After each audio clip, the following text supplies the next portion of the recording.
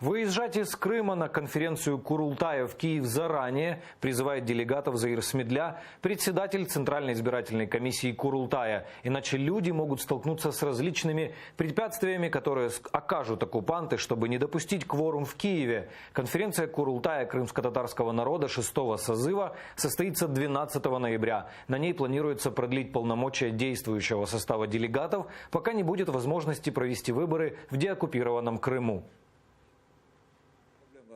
Чтобы не было полноценного кворума, чтобы как можно делегатов выехало туда, и уже с ними так проводятся эти профилактические беседы, особенно это с бизнесменами, с теми, кто работает на государственной службе, в том числе даже при выезде из Крыма. На пункте пропуска будут создаваться проблемы, будут отводить, там еще что-то, чтобы люди опоздали на поезд, на автобус. Поэтому я думаю, что делегатам необходимо выезжать заранее.